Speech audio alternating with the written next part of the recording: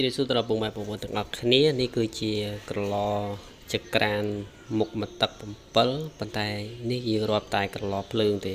ហើយភ្លើងនេះផងដែរគឺជាប្រភេទភ្លើងដែលល្អដែលយើងធ្វើការ design ម៉ូដថ្មី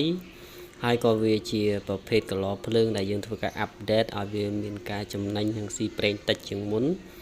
ពួកពីមុនកន្លងមកឃើញថាវាស៊ីរៀងគួរសមប៉ុន្តែក្នុងពេលបច្ចុប្បន្ននេះគឺយើងបានធ្វើការ update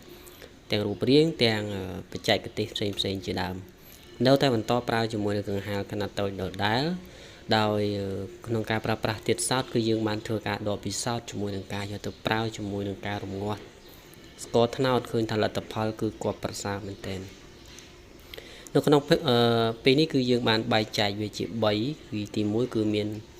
មុខកន្លមកទឹក7មកទឹក4ហើយនិងមកទឹក2ដូចភ្លើងនេះជាដើមគឺមកទឹក2អញ្ចឹងបងប្អូនចាប់អារម្មណ៍អាចសួរនាំបានអរគុណបាយបាយ